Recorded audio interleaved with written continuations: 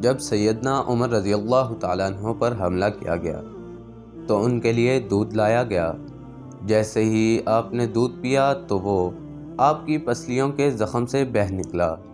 طبیب نے ان سے کہا، اے امیر المؤمنین، وصیت فرما دیں، آپ زیادہ دیر زندہ نہیں رہ سکیں گے۔ تو انہوں نے اپنے بیٹے عبداللہ کو بلایا اور کہا کہ حذیفہ بن الیمان کو میرے پاس کو بلاؤ۔ حذیفہ بن الیمان حاضر ہو گئے۔ یہ وہ صحابی ہیں جنہیں نبی کریم صلی اللہ علیہ وسلم نے منافقین کے ناموں کی فہرست عطا کی تھی، اور ان ناموں کے بارے میں اللہ پاک، اس کے رسول صلی اللہ علیہ وسلم اور حذیفہ بن الیمان کے علاوہ کوئی نہیں جانتا تھا۔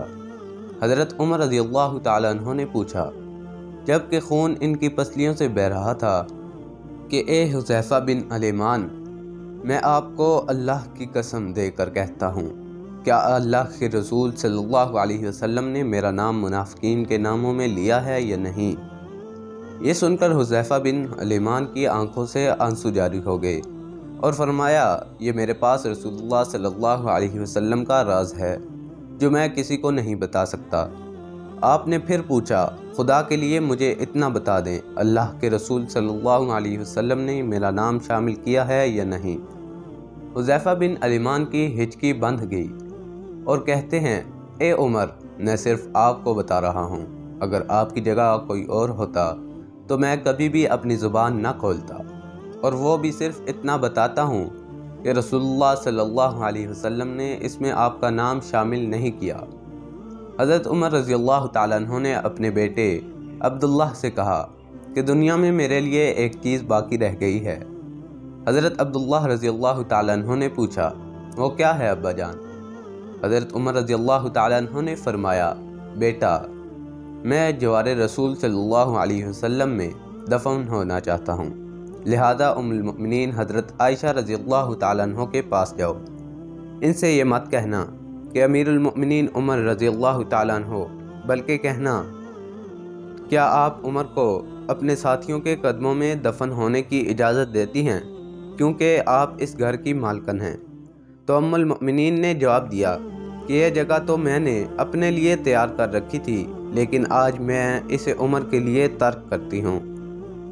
عبداللہ ابن عمر شاداں و فرحاں واپس آئے اور عرض کی، اجازت مل گئی ہے۔ عبداللہ ابن عمر نے دیکھا کہ حضرت عمر کا رخسار مٹی پر پڑا ہے، تو انہوں نے آپ کا چہرہ اٹھا کر اپنی گود میں لے لیا۔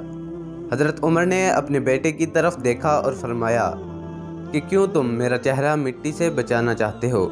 عبداللہ ابن عمر نے کہا، ابا جان، لیکن حضرت عمر نے بات کاٹتے ہوئے فرمایا کہ اپنے باپ کا چہرہ مٹی سے لگنے دو، بربادی ہے عمر کے لیے اگر کل اللہ پاک نے اسے نہ بخشا۔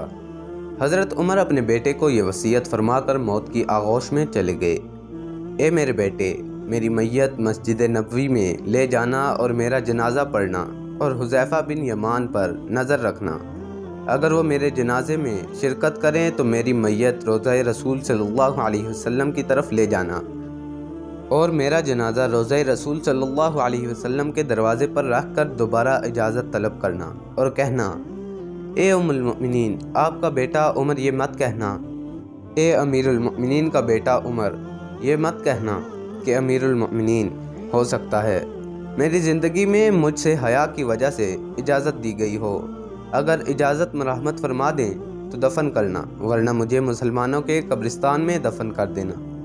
عبداللہ ابن عمر کی نظریں حذیفہ بن الیمان پر تھیں۔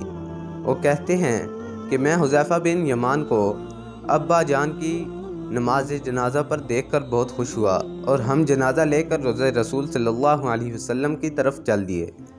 دروازے پر کھڑے ہو کر میں نے کہا، اے ہماری ماں، آپ کا بیٹا عمر دروازے پر ہے، کیا آپ تدفین کی اجازت دیتی ہیں؟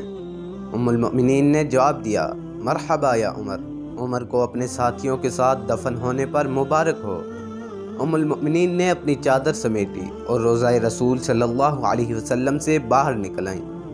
اللہ پاک راضی ہو حضرت عمر رضی اللہ تعالیٰ عنہ سے، زمین کا چپا چپا جن کے عدل کی گواہی دیتا ہے، جن کی موت سے اسلام یتیم ہو گیا، جن کو اللہ کے رسول صلی اللہ علیہ وسلم نے زندگی میں جنت کی خوشخبری دی ہو، پھر بھی اللہ کے سامنے حساب دہی کا اتنا خوف، ہمارا کیا بنے گا؟